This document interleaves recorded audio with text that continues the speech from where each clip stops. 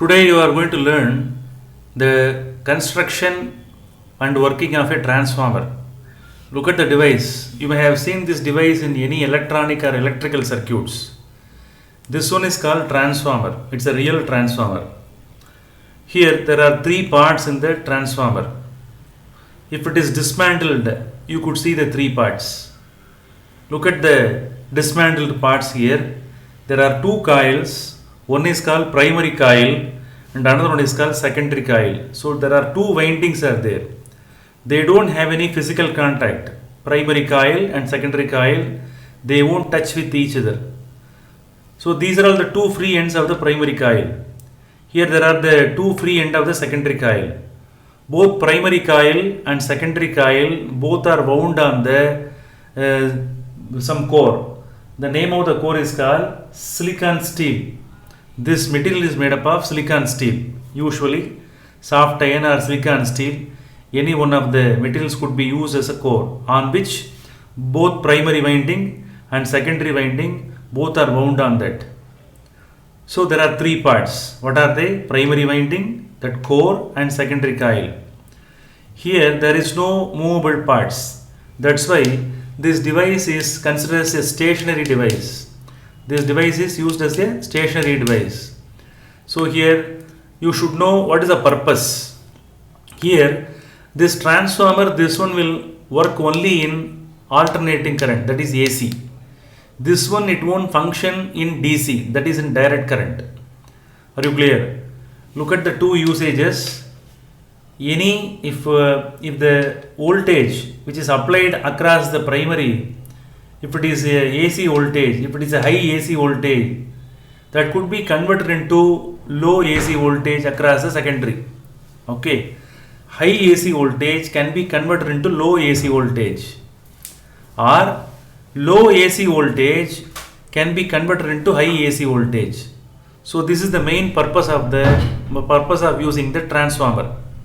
Understand? High AC voltage can be converted into low AC voltage, or low AC voltage can be converted into high AC voltage. That's why this kind of transformers are used. Look at the windings and their ends. These two are the ends of the primary coil.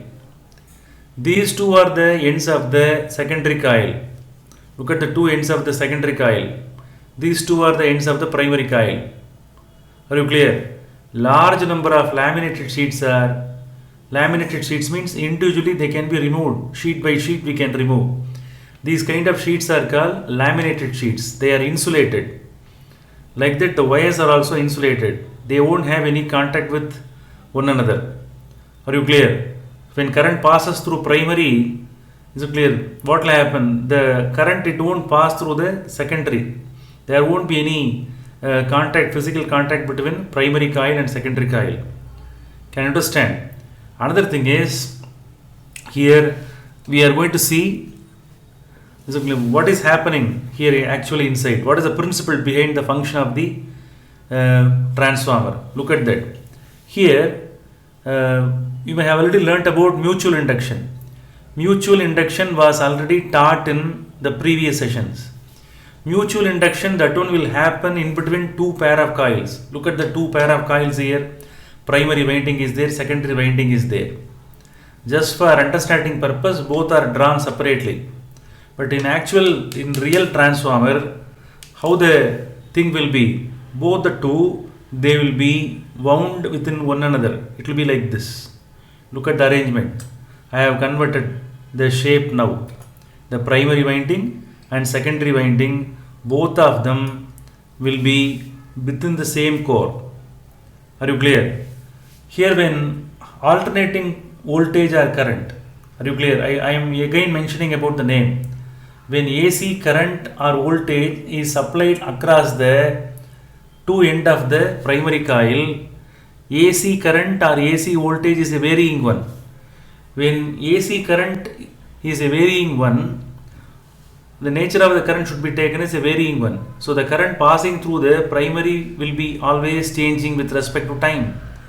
When current changes in the primary coil in the form of AC, that is alternating current, what will happen here? the current is passing through the primary changes? No. The flux which is creating in the primary will also change. The flux which is created in the primary will change with respect to time. Are you clear? Now, the what are all flux is created here? What are all flux is changing with respect to time in primary? That is linked with secondary also. Look at the core. Both are bound on the same core. Are you clear? So the primary and secondary both are close to one another. They are bound within one another. Are you clear? The flux which is created in the primary, that one will be completely linking with secondary. The changes which are caused in the primary, the changes which are caused in the flux in the primary, that one will happen, the same change will happen in secondary coil also. The change in magnetic flux in primary coil will happen in the secondary coil also. Are you clear? Again, I would like to repeat. What are all changes happening in the flux in the primary coil, that one will happen in the secondary coil. So here also change in flux happens. When flux is changing in the secondary, what will happen? Another induced current will be produced. That current will be flowing in the secondary winding. The current what is sent, the current what is supplied is called IP, primary current. The current which is induced in the secondary coil is called IS. Are you clear? The voltage supplied across the two ends of the coil is called VP, primary voltage. The voltage which is measured across the secondary winding is called VS. And the number of turns, look at that, the number of turns which are wound on the primary coil is called NP, number of turns in primary winding. Here the few number of turns are wound in the secondary. Such number of turns are called secondary. Are you clear? That is called NS. NP means number of turns in primary, NS means number of turns in secondary. Are you clear? Depends on the number of turns we are able to classify the transformer. One kind of transformer is there, that is called step down transformer. Another kind of transformer is there, that is called step up transformer. Look at the nature of the step down transformer. Now we have to compare the number of turns in primary and secondary. In number of turns in the secondary is lesser. Look at that, number of turns in the secondary is lesser when compared to number of primary. By that time it will be called as step down transformer, that is NS is lesser than NP. Look at the another diagram. Number of turns in primary is lesser, number of turns in the secondary is more. So number of turns in the secondary is greater, no, number of turns in primary is lesser. So by that time this kind of transformer is called step up transformer. What this step up transformer will do? What is the purpose? Now you say step up transformer is used to convert low voltage AC into high voltage AC. Mainly the step up transformers, they are used in the power transmissions. Step down transformer, what is the purpose of using step down transformer? Step down transformer will convert high AC voltage into low AC voltage.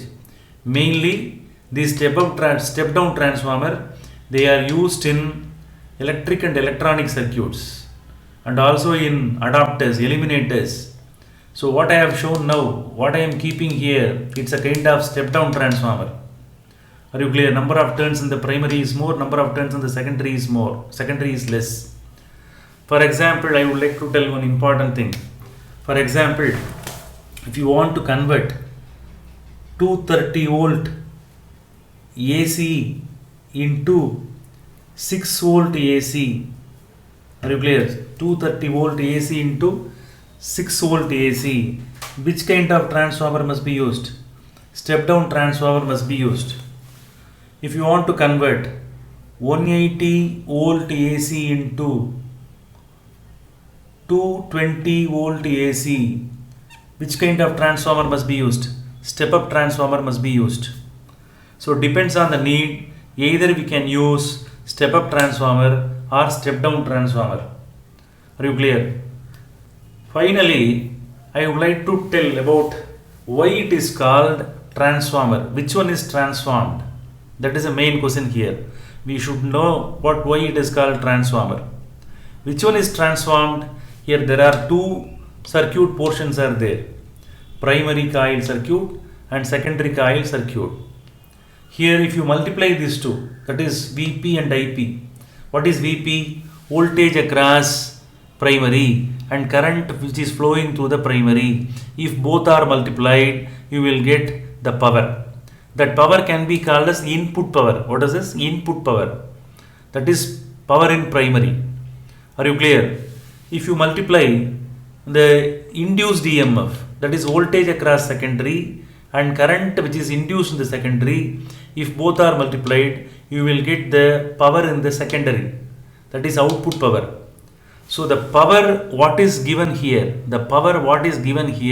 will be completely transformed into, again I would like to insist the point, the power which is given here in input, that one will be completely transformed without any loss in secondary coil, secondary winding.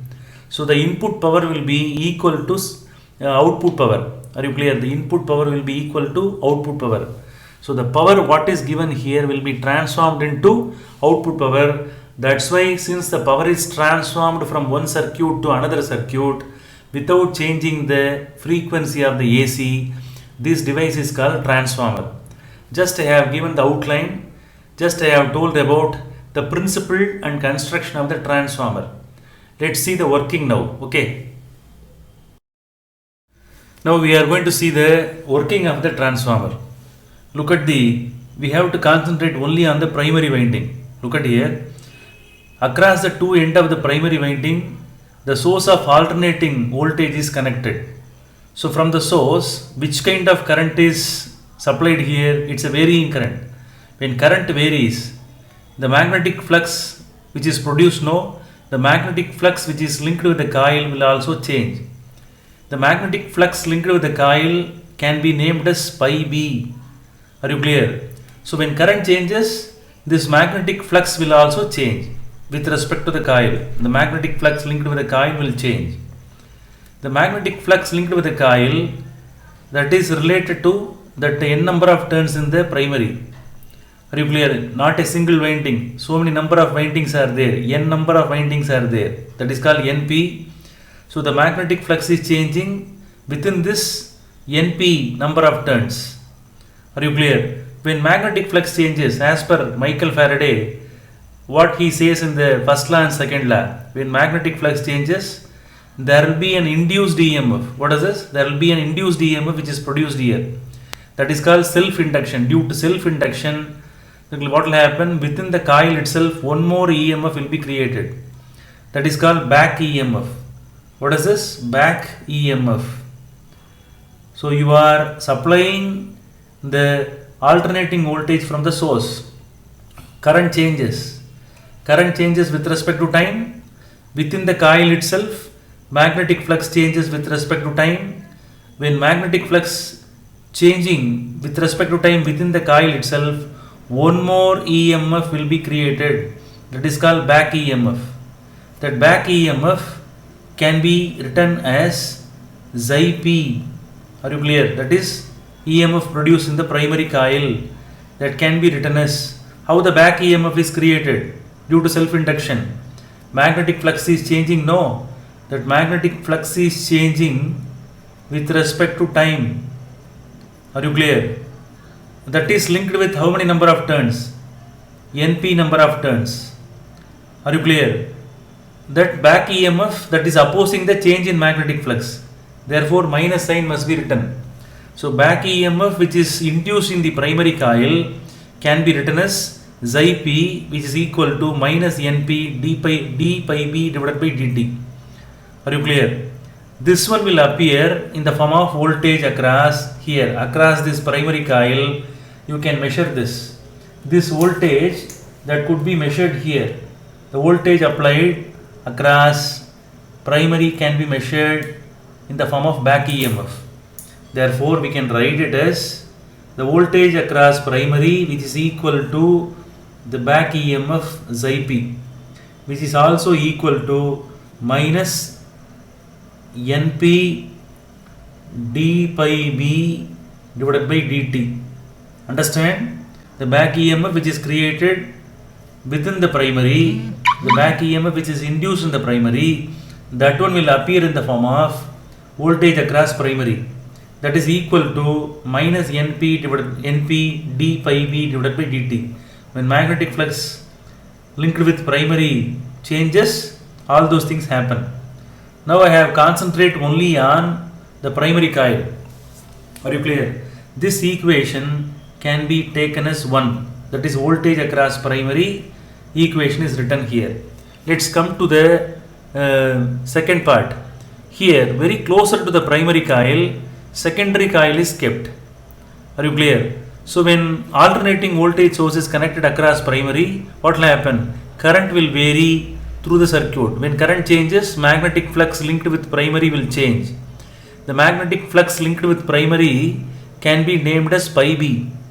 The magnetic flux linked with primary will be completely linking with secondary. Don't forget, the magnetic flux linked with secondary and magnetic flux linked with primary, both of them will be same. Are you clear? Don't forget, there won't be any leakage of magnetic flux because they have a common core within which both primary coil and secondary coil both are wound up. Therefore, the magnetic flux linked with primary will be equal to magnetic flux linked with secondary. The change, due to the change in current, magnetic flux also changes. The change which is created here, that one will be created here also. Are you clear? So when magnetic flux linked with secondary changes, there will be another induced EMF will be created. That induced EMF can be called as Xi S. The induced EMF which is produced in the secondary coil can be taken as, what is the Xi S? Are you clear? Now I am going to write the expression for Xi S, that is induced EMF produced in the secondary coil. How it happens? Because the magnetic flux is changing with respect to time. Are you clear? Magnetic flux linked with the coil changes with respect to time. That is connected with the magnetic flux linked with the secondary coil is related with, linked with how many number of turns? Let us imagine Ns is nothing but number of turns in the secondary. Therefore, that change that is occurring in this many number of turns in the secondary. Y minus sign due to Lenz's law. Are you clear?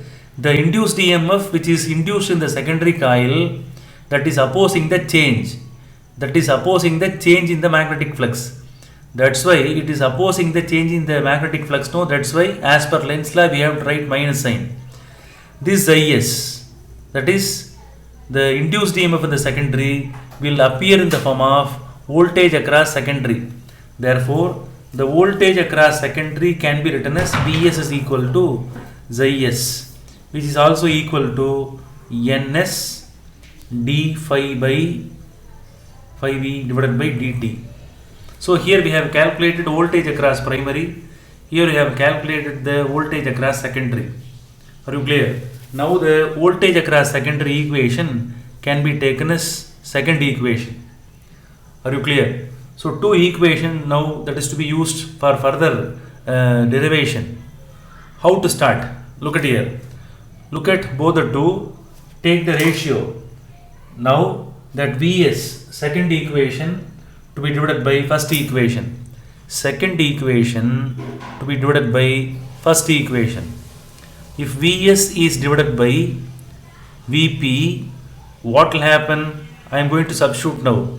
Minus Ns d phi b divided by dt whole divided by this equation. Minus Ns Np d phi b divided by dt. Now these factors can be cancelled. This minus sign can also be cancelled. So what is the remaining thing? Vs divided by Vp is equal to Ns divided by Np. Look at the ratio. That is voltage across secondary to the voltage across primary. It's a ratio. This is equal to another ratio. What is this? Number of turns in the secondary to the number of turns in the primary. Both the two will give the same result. Are you clear? This Ns by Np, the Ns divided by Np, that can be called as a constant, that is called K. This K is called voltage transformation ratio. Voltage transformation ratio. That is the name of the constant called K. Are you clear? Now, here few more things to be learned now. Listen here. Now, we'll see what is a ideal transformer.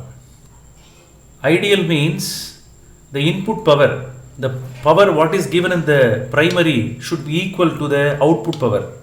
Only then the transformer is said to be ideal transformer. But in reality, there won't be any ideal transformer. All are called as practical transformers. So let's start the derivation on the basis of that. The transformer must be considered as an ideal one. So what is power? Usually the power in any circuit that can be calculated by the product of voltage and current. So in primary circuit, how much amount of current is flowing? IP amount of current is flowing. Are you clear? IP must be multiplied with the voltage across primary. IP means their current is passing through primary coil. VP is the voltage across primary coil. This one will be equal to the current induced in the secondary, IS, and voltage across secondary, that can be taken as Vs. So IP into Vp is equal to Is into Vs. So the power what is given here, that one will be completely transformed into output power. Such kind of thing happens, that is called ideal transformer. So here, from this we can get the ratio. Let us say like this. Keep Vs in one side, bring the Vp this side. This one becomes Vs divided by Vp. After cross multiplying, what will happen? IP divided by Is can be written. So Vs divided by Vp will be equal to IP by Is. Already we have known that. Look at the equation. Vs divided by Vp will be equal to which one? IP divided by Is. From this expression, we can write it as Ns divided by Np. Are you clear? So this one will be equal to voltage transformation ratio. So to calculate the voltage transformation ratio, either you can use Vs by Vp or IP by Is or Ns divided by Np. Any one of the equation can be used to find out the voltage transformation ratio. So here, by knowing any three quantities, we can calculate any unknown quantity. So problem will be asked from this basic equation. Are you clear? Now we are going to differentiate step up transformer and step down transformer. Are you clear? So let's classify how it could be differentiated. Step up. Already I have told about the differentiation between step up and step down. Again, on the basis of the equation, I am going to explain. Are you clear? In the case of step up transformer, number of turns in the secondary is greater than number of turns in the primary. Note down. Number of turns in the secondary is greater than number of turns in the primary.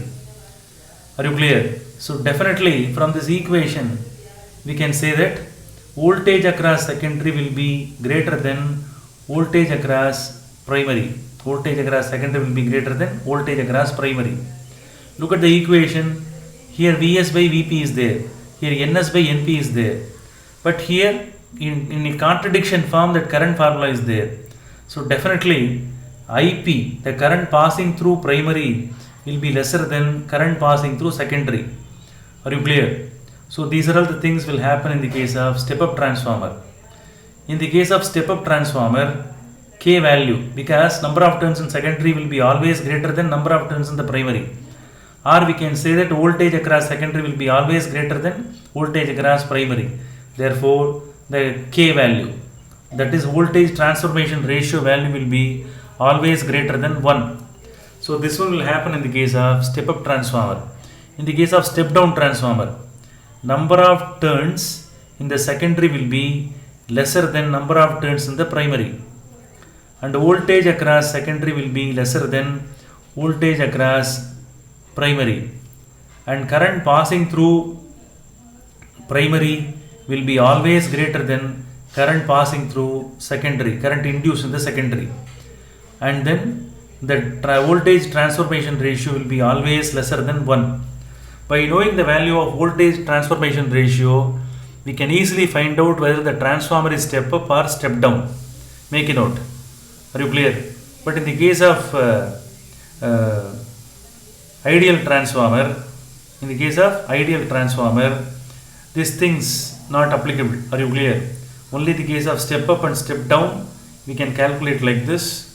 So very important differentiation point. Are you clear? Here by using these two expressions, by using these two tabular columns is clear, we are able to differentiate what is step up and what is step down transformer. Are you clear?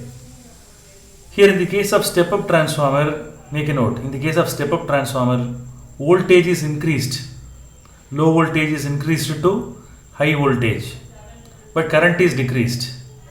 In the output the current is decreased. Are you clear? You have to understand that. Can you understand?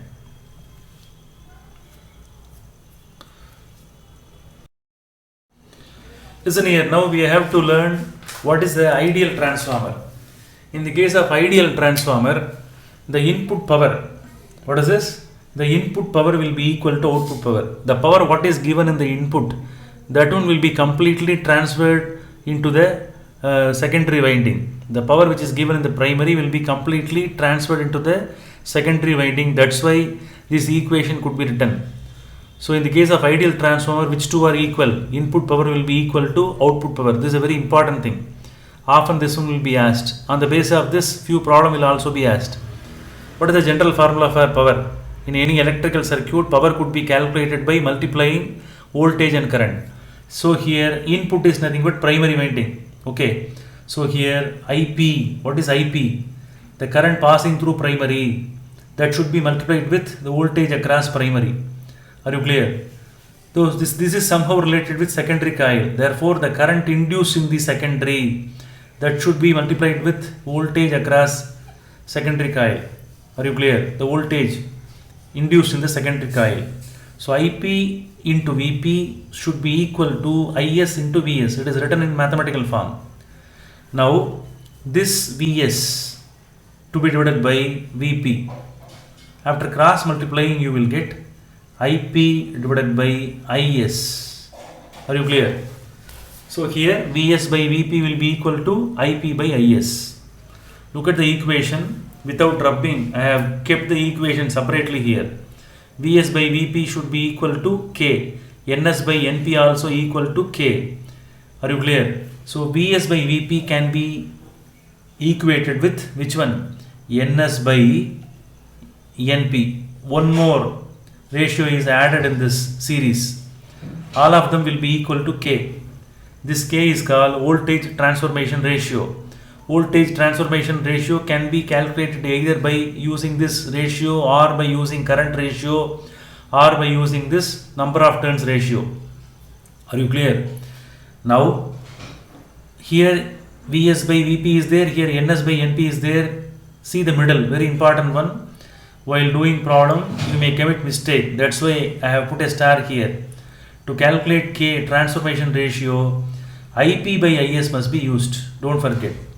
Now we are going to differentiate step up transformer and then step down transformer.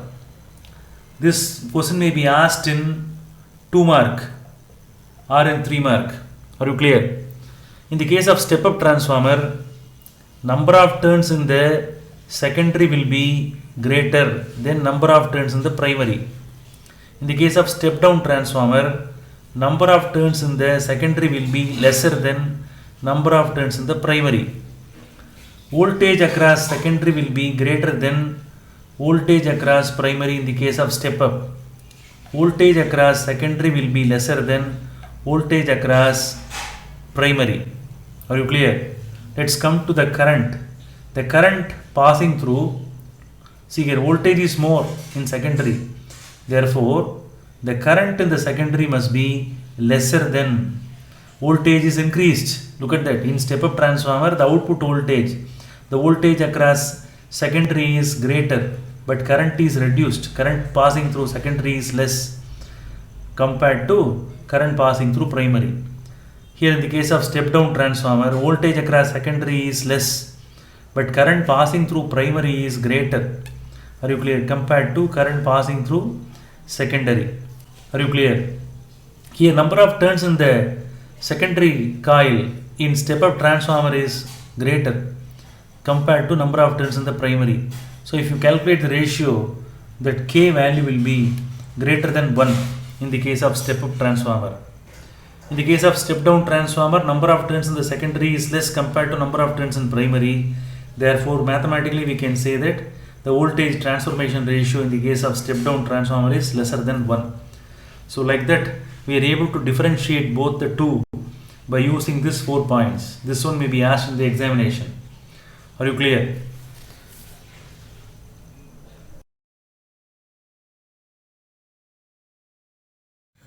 To measure the performance of any device, we have to calculate the factor called efficiency. Transformer is also a device and we have to calculate the efficiency of the transformer. What is the formula?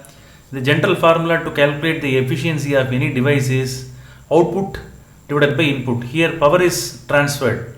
Therefore, the efficiency of the transformer can be calculated by calculating the ratio of output power to the input power.